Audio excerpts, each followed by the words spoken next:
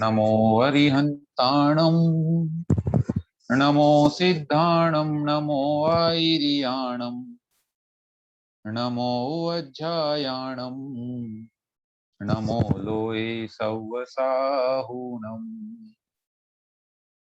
निःशेषावरणद्वयस्थितिनिशा प्रान्तेऽन्तरायक्षयो द्योते मोहकृते गते च सहसा निद्राभरे दूरतः सम्यग्ज्ञानदिगाक्षियुग्ममभितो विस्फारितं यत् तल् लब्धं यैरिह सुप्रभातमचलं तेभ्यो जिनेभ्यो नमः। पंच परमेष्टि भगवान की जय। देवादिदेव श्री 1008 ऋषभ देव भगवान की जय। परम पूज्य आचार्य श्री पद्मनंदी जी महाराज की जय। परम पूज्य आचार्य श्री विद्यासागर जी महाराज की जय। द्वादशांग जिनवाणी माता की जय। हम लोग आचार्य पद्मनंदी महाराज द्वारा विरचित सुप्रभात अष्टकम, इस ग्रंथ तो क्या कहेंगे, एक तरह से ये स्तुति है भगवान की, है ना। सुप्रभातक नाम सुप्रभात स्तोत्र है, इसको हम पढ़ रहे हैं और 8 काव्यों में निबद्ध है। इसमें से 6 हमने विगत 2 दिनों में पढ़ लिए थे। आइए आज हम आगे बढ़ते हैं और आप में से जो भी उच्चारण करना चाहें तो वो अनम्यूट कर लीजिए।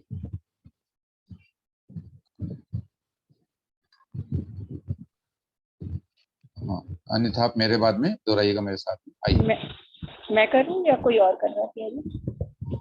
हाँ नहीं, वो करना चाह रहे थे कल वैसे तो लेकिन अच्छा कर रहे हैं, नमिता जी कर रहे हैं तो ठीक है। हाँ ठीक है, कर लीजिए। यद्भानोरपि गोचरं न गतवत् चेत्ते स्थितं तत्तमो भव्यानां दलयत् तथा कुवलये तुर्याद्विकासश्रियम् तेजः सौख्यहतेरकर्ति सदिदं न कञ्चराणामपि क्षेमं वो विदधातु जैनमसमं श्रीसुप्रभातं सदा। हाँ, नविता जी बोल रहे हैं। कौन सा काव्य? 7वां ग्रंथ में पेज नंबर 320। कौन सा? 320 पेज नंबर। यद्भानुरपि गोचरं न गत्वित्ते स्थितं तत्तमो भक्त्यानन्दलयत्तथा कुललविकुवलये कुर्याद्निष्कास्य तेजः सौख्यहतेरकृत यदिदं तेजः सौख्यहतेरकृत यदिदं न तं चराणामपि क्षेमं वाजयेमसमं श्रीसुप्रभातं सदा। हाँ ठीक है, देखें संधि विच्छेद इसका। यत भानोः अपि, यत भानोरपि लिखा है, यहाँ पर यत और भानोः, यहाँ पर तकार को दकार हो गया है क्योंकि आगे वर्ग का चौथा वर्ण आ गया है। सो यत भानोः अपि गोचरम न गतवत। यद्यपि ग्रंथ में गतवान शब्द लिखा है, लेकिन विचार करें व्याकरण की दृष्टि से तो नपुंसक लिंग वाला तमह शब्द होने के कारण से गतवत शब्द आना चाहिए। आगे चित्ते स्थितम तत् तमः, आगे भव्यानाम दलयत तथा कुवलये कुर्यात् विकास श्रियम तेजः सौख्यहतेः अकर्त्री सदिदम, अथवा यदिदम भी लिखा हुआ है और टीकाकार ने भी यदिदम ही ग्रहण किया है, उस दृष्टि से यत इदम इसका हमने संधि विच्छेद किया है, और कुछ पुस्तकों में सदिदम अगर मिलता है तो सत इदम हो जाएगा। पुनः नक्तंचराणाम अपि क्षेमं वह विदधातु जैनम असमम श्री सुप्रभातम सदा। सुप्रभात स्तोत्र का महिमा बताते हुए आचार्य कह रहे हैं कि यत यानी जो, भानोहो अपि गोचरम न गतवत, भानु माने सूर्य, सूर्य के भी गोचर नहीं हुआ, अर्थात सूर्य भी जिसको दूर न कर सका, ऐसा चित्ते स्थितम, चित्त में स्थित, किनके चित्त में स्थित, भव्यानाम, भव्य जीवों के मन में विद्यमान, तत्तमः, उस अंधेरे को। कैसा है वो अंधेरा जो हमारे मन में विद्यमान है? वह अज्ञान रूपी अंधेरा, जिसको कि सामान्य सूर्य दूर नहीं कर सका। वैसे तो वह अंधेरे को दूर करता है, परंतु मनुष्यों के मन में स्थित अंधकार को सूर्य भी दूर नहीं कर पाता। उस अंधेरे को भी दलयत, अर्थात दलन करते हुए, नष्ट करते हुए, तथा और कुवलये, कु बोलते हैं पृथ्वी को, है ना, तो कुवलय माने पृथ्वी, पृथ्वी मंडल, वलय माने घेरा होता है, तो पृथ्वी मंडल के ऊपर विकास श्रियम कुर्यात, और विकास श्री को करते हैं, है ना। ऐसा वह सुप्रभात, यहाँ सुप्रभात की बात चल रही है, तो ऐसा सुप्रभात जिसने ऐसे अंधेरे को दूर किया जिस अंधेरे को सूर्य भी दूर नहीं कर पाता। और सूर्य तो थोड़ी दूरी तक ही पृथ्वी को विकसित करेगा जहां तक पहुंचेगा, लेकिन ये तो संपूर्ण पृथ्वी मंडल को विकास श्री प्रदान करने वाले हैं, अर्थात भव्य जीव रूपी कमलों को विकसित कर देते हैं। और कैसे हैं वे? यह सुप्रभात कैसा है? यत इदम, यह जो सुप्रभात है, यह नक्तंचराणाम, अर्थात जो रात्रि में चरण करने वाले जीव हैं, उनके लिए सौख्य हते है अकर्त्री, अर्थात उनकी सुख का नाश करने वाला नहीं है, सुख के नाश का अकर्ता है।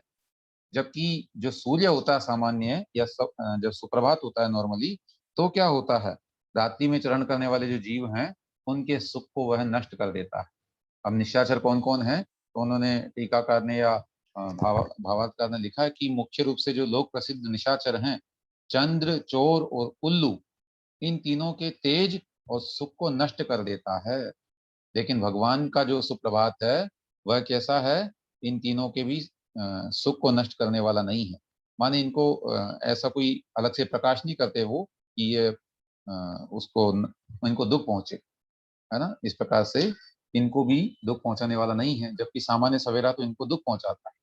तो ऐसा जैनम, जिनेन्द्र भगवान का, असमम, जिसके समान और कोई नहीं है, ऐसा वह अनुपम, श्री सुप्रभातम, वह सवेरा, सदा यानी हमेशा, वह क्षेमम विदधातु, आपका कल्याण करे, है ना। आचार्य महाराज आशीर्वाद दे रहे हैं कि हे भव्य जीवों, वह सुप्रभात आप लोगों का कल्याण करे, आपका मंगल करे।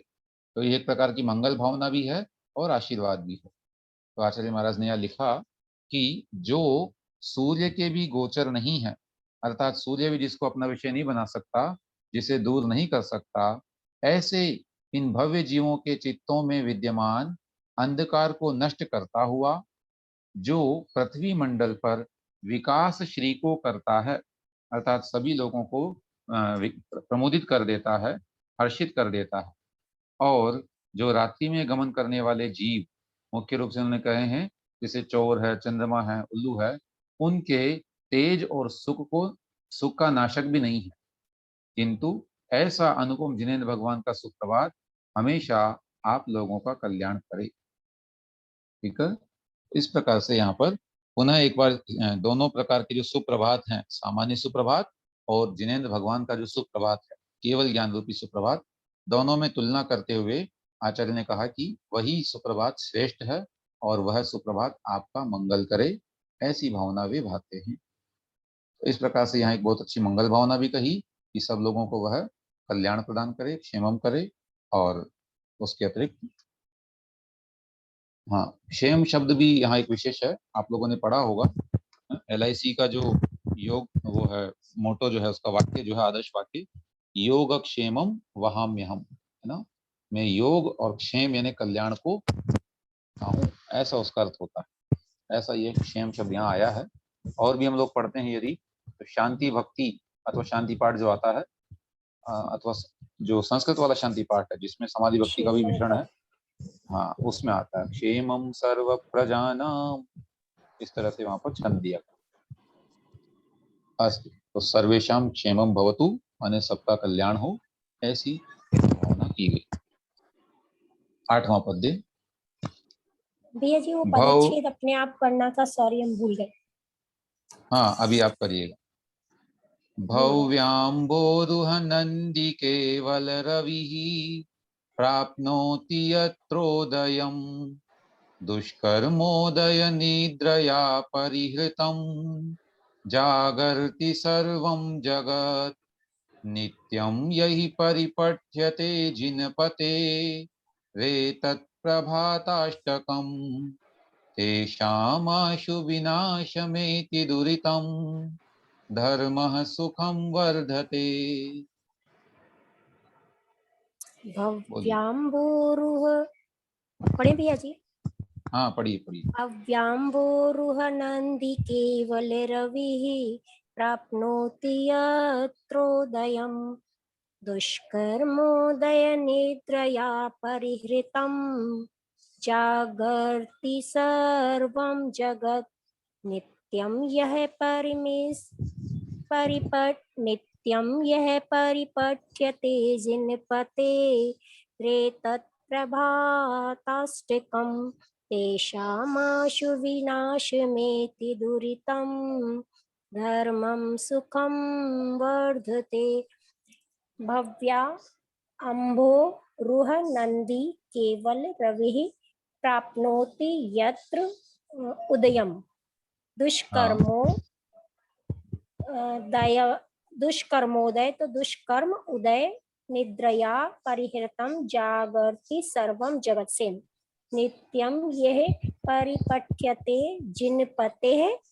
फिर हो जाएगा र का 2 बिंदी हो जाएगी, फिर ततः प्रभात अष्टकम तेषा आशु विनाशमेति दुरितम धर्मम सुखम वर्धते। लास्ट वाली लाइन सुन नहीं पाया मैं, कोई फोन आ गया था इसलिए। तेषा एक बार फिर। आशु सुनाई आ रही हाँ है जी? जी जी तेषा बिल्कुल। आशु विनाश एति एड़ी वाला एति दुरितम धर्मः सुखम वर्धते से। ठीक है, इसमें थोड़ा सा जो आपने किया जिन पते है, यहाँ आपने र को विसर्ग तो बना दिया पर र में जो ए की मात्रा थी उसको गायब कर दिया। एत तत् नहीं, एत एतत्, एतत् एतत् यस प्रभात अष्टकम। जी। ऐसे ही यहाँ पर तेषाम आशु और विनाशम एति। एति ठीक है, चलिए भव्या नहीं, शुरू में भव्य तो बन अच्छा, जाएगा वो अम्बो में भव्य। जाएगा। हाँ, भव्य अम्भोरुह नंदी केवल रवि प्राप्नोति यत्र उदयम। देखिए हिंदी भाषा में जो हम शब्द बोलते हैं उसमें से बहुत अधिकांश मात्रा के शब्द तो संस्कृत से ही आए हुए हैं। बाकी थोड़े बहुत उर्दू फारसी अरबी इत्यादि के मिक्स हो गए हैं, वो अलग बात है। या अंग्रेजी भी आजकल जुड़ गई है उसमें, जैसा हमने भी कहा मिक्स हो गए हैं, तो अंग्रेजी के भी उसमें शब्द जो है जुड़ गए।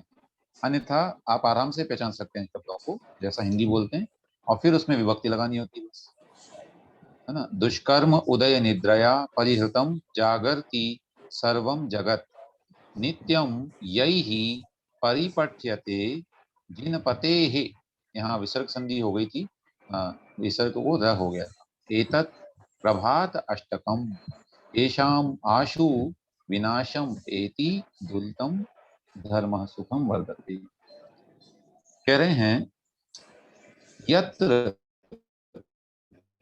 जहां या जिस प्रातः काल में, जिस सुप्रभात में, कैसा वो सुप्रभात, भव्य अम्बोरुह, भव्य माने भव्य जीव, अम्बोरुह बोलते हैं कमल को, अम्ब यानी पानी और रूह का मतलब होता है उगना, तो जो पानी में उगता है ना, उसको बोलते हैं कमल।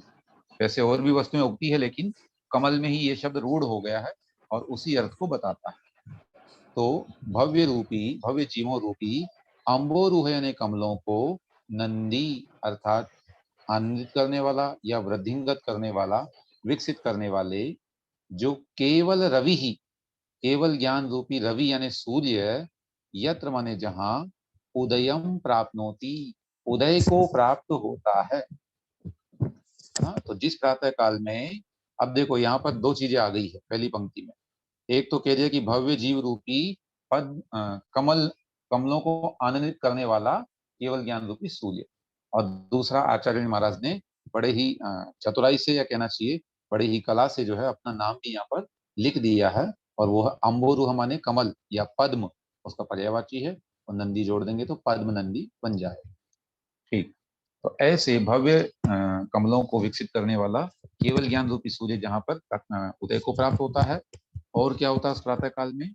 दुष्कर्म उदय निद्रया परिहृतम, अर्थात दुष्कर्मों रूपी, जो खोटे कर्म रूपी है ना, अनुचित कार्यों रूपी जो उदय हो रही है, अनुचित कार्यों के उदय से जो निद्रा प्राप्त हो रही है, उस निद्रा से परिहृत माने दूर, उससे रहित, सर्वम जगत, सारा का सारा संसार, जागृति अर्थात जागृत हो जाता है, माने उस समय सारे गलत कार्यों को संसार छोड़ देता है।